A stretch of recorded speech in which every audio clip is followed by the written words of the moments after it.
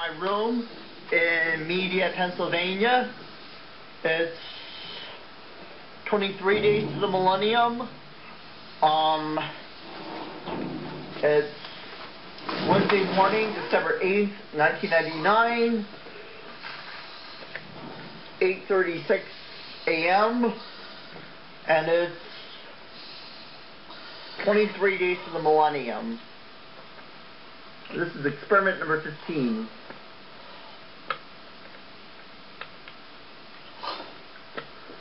These are some of the horror creatures I did.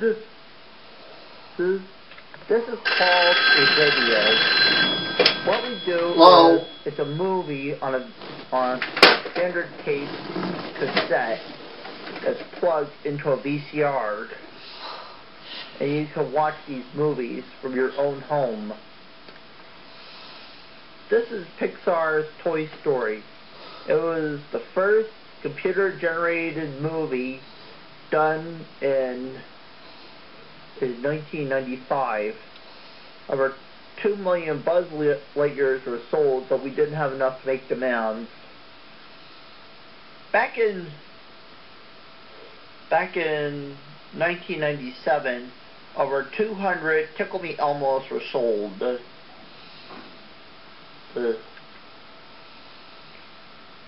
This is a scene from The Island of Misfit Toys from the movie Rudolph the Red-Nosed Reindeer.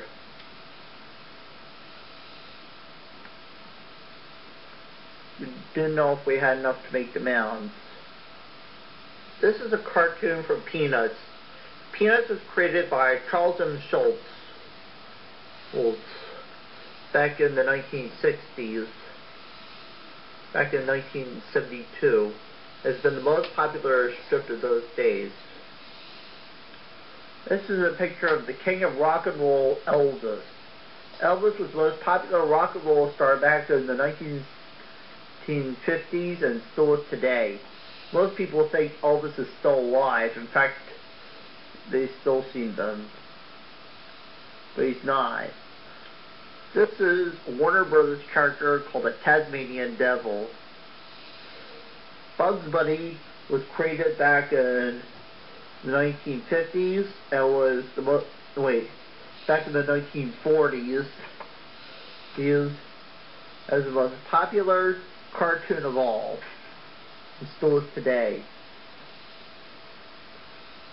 Most people think that aliens are still out there. In fact, some people have seen them.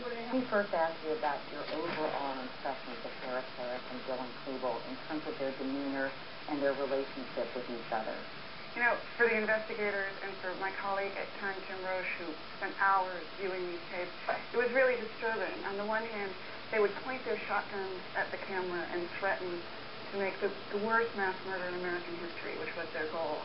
And then they could very suddenly switch into laughing and joking with each other and complaining about the girls who didn't return their calls. And they talk about their anger almost as though it's a third person in the room, an accomplice. This was the biggest mass murder in, in a sense, in 1998. Of the two, but it's clear as they talk that Dylan was just as angry a boy, and that it was very much an equal partner. Heretofore, I mean, a lot of people have suspected that Dylan Klebold was the follower, that Eric Harris was the instigator, basically, and that he sort of was the weaker person who kind of went along with the whole plan. But these tapes don't indicate that. No, and we looked at the whole police investigation, and the ballistics report as well suggests that even on the morning of the massacre, that Dylan fired just as many shots. Anything else, Nancy, that you've learned or gleaned from these tapes that are different than what our impressions have been before? You know, everyone started, the investigators started with the notion that these were sort of two neo-Nazi outcasts who just wanted revenge. When Eric Harris says it's going to be like blank in June 666, if there's a question about the impact video games or this particular video game had, I think the tapes answer that question, don't they? They do. It is impossible to discount the impact when you listen to these boys talk. Their frame of reference ranges from the Old Testament to Shakespeare to video games, but it is clear that they hope to reenact the ultimate video game. And Harris named one of his shotguns after a character from the game, and he refers to his shotgun as Arlene. And it's very clear the direct impact that these games and the movies that they saw had on their planning. Did they mention any movies in particular? Or? We know that among their favorite movies were movies like The Natural Born Killers and Reservoir Dogs, and some really very violent movies. And they are so steeped in the culture, in a sense. They're very aware of this role that they will play in their quest for fame. This is the path that they want to take. It's the evil path they could have chosen. They apparently, Nancy, have quite an elaborate plan, which they outlined on these tapes, that really didn't come to fruition when the crimes actually, or the rampage actually took place. That's right. And now that the investigators have really had a chance to put 10,000 pieces of evidence together, they were planning. It was a terrorist opera in 3 acts. They set bombs a couple miles away from the school that were meant to go off for draw police away from Columbine. Another set in the cafeteria that were meant to flush the kids out of the school into the parking lots where they were waiting with their guns. Right. And then a third set in their cars that were meant to go off last and kill the rescue workers who would be descending by this time on the school. How long have they been planning this? For about a year. And they go to great pains to say, let's get something straight. People are going to say we were just copycats because there had been the earlier school shootings in Oregon and Kentucky. Said, those guys didn't know what they were doing. We were original about this, essentially. We thought of this first, and this has nothing to do with those other school shootings. In terms of speaking of fame and fortune, at one point they say, isn't it fun to get the respect that we're going to deserve? Directors will be fighting over this story. And as I mentioned, they say they have a sort of talk about who's going to be the director. Who they would trust to make their story.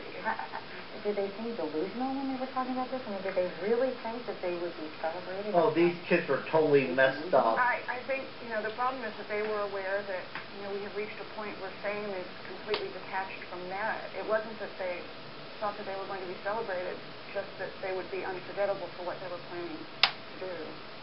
Ironically, the only people they talk about with any fondness is their parents. And we've got some excerpts from what they talk about their parents. They say, there's nothing you guys could have done to prevent this. Bill and Cleveland says, I'm sorry, I have so much rage.